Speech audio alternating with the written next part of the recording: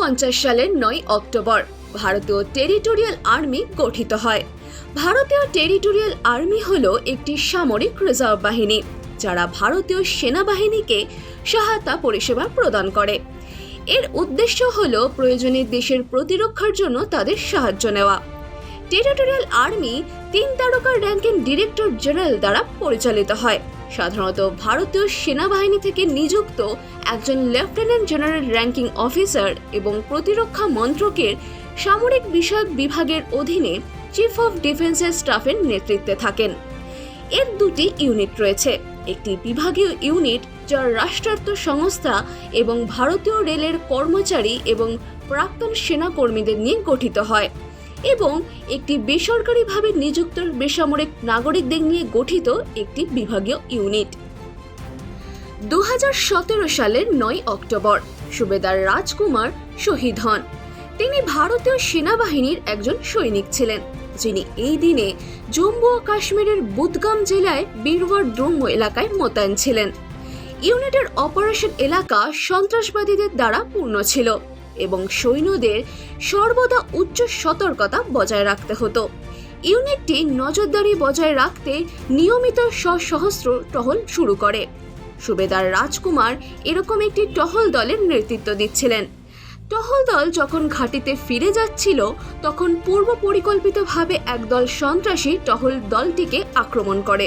ভারী গোলাগুলির সময় সুবেদার রাজকুমার গুলিতে নিহত হন।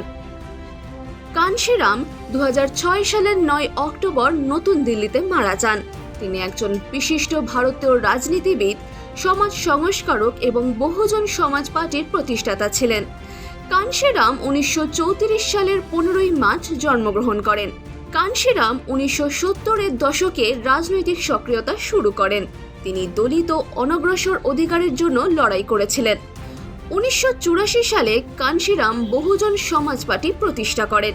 এই দলের লক্ষ্য ছিল সমাজের নিম্ন স্তরের, বিশেষ করে দলিত, পিছিয়ে পড়া এবং সংখ্যালঘুদের অধিকার রক্ষা করা। 2001 সালে কানশিরাম মায়াবতীকে তার উত্তরসূরি হিসেবে ঘোষণা করেছিলেন। এই ঘোষণার প্রায় 6 বছর পর 2007 সালে মায়াবতী উত্তরপ্রদেশে পূর্ণ সংখ্যাগরিষ্ঠ সরকার গঠন করতে সক্ষম হন। গোপবন্ধু দাস 1877 সালের 9 অক্টোবর উড়িষ্যায় জন্মগ্রহণ করেন। তিনি ছিলেন একজন প্রখ্যাত স্বাধীনতা সংগ্রামী, সাংবাদিক, কবি এবং সাহিত্যিক। তিনি উড়িষ্যার একজন সুপরিচিত সমাজকর্মীও ছিলেন। গোপবন্ধু দাস উৎকল মুনি নামেও পরিচিত। তাকে উড়িষ্যার জাতীয় চেতনার অগ্রদূত হিসেবে বিবেচনা করা হয়। স্বাধীনতা সংগ্রামের সময় তিনি বেশ কয়েকবার কারারুদ্ধ হন। 1920 সালে নাগপুরে তার প্রস্তাবেই কংগ্রেস ভাষাগত প্রদেশ তৈরির নীতি গ্রহণ করে। 1921 সালে তিনি উড়িষ্যার অসহযোগ আন্দোলনের নেতৃত্ব দেন। গোপবন্ধু দাস লালা রাজপথ রায় দ্বারা প্রতিষ্ঠিত সার্ভেন্ট অফ দ্য পিপলস সোসাইটিরও সদস্য হয়েছিলেন। 1919 সালে গোপবন্ধু দাস সমাজ নামে একটি সাপ্তাহিক সংবাদপত্র প্রকাশ করেন। 1930 সালে এটি একটি দৈনিক পত্রিকায় পরিণত হয়। 1928 সালের 17 জুন গোপবন্ধু দাসের মৃত্যু হয়।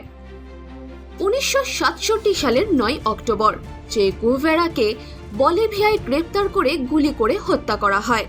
তিনি ছিলেন একজন বিখ্যাত মার্ক্সবাদী বিপ্লবী, লেখক এবং চিকিৎসক, যিনি লাতিন আমেরিকায় সমাজতান্ত্রিক আন্দোলনকে নেতৃত্ব দিয়েছিলেন।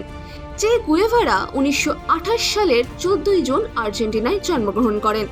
ফিদেল কাস্ত্রোর নেতৃত্বে কিউবা বিপ্লবে গুয়েভারা গুরুত্বপূর্ণ ভূমিকা পালন করেছিলেন।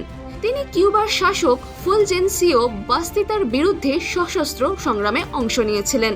1959 সালে কিউবার বিপ্লব আনুষ্ঠানিকভাবে শেষ হয় এবং বিপ্লবীরা কিউবায় ক্ষমতা দখল করে।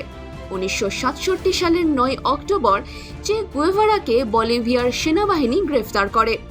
সৈন্যরা তাকে লক্ষ্য করে গুলি চালায়, যার ফলে তিনি মারা যান।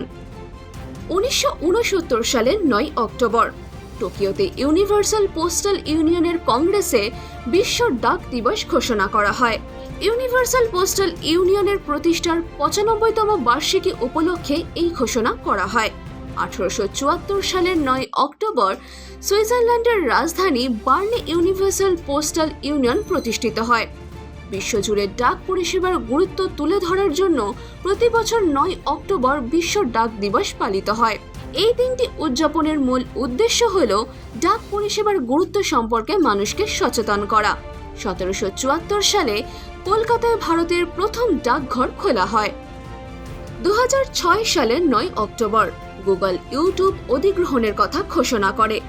ইউটিউবকে $1.65 বিলিয়ন কিনে নিয়েছিল গুগল। ইউটিউব 2005 সালে প্রতিষ্ঠিত হয়। গুগল অধিগ্রহণের পর ইউটিউব নিজেকে বিশ্বের বৃহত্তম ভিডিও শেয়ারিং প্ল্যাটফর্ম হিসেবে প্রতিষ্ঠিত করে। এটি আজ প্রতি মাসে কোটি কোটি দর্শক ব্যবহার করে। গুগল ইউটিউবে বিজ্ঞাপনের একটি নতুন মডেল প্রয়োগ করেছে, যার নির্মাতাদের উপকৃত করেছে। এর মাধ্যমে ইউটিউব তার আয় দ্রুত বৃদ্ধি করেছে।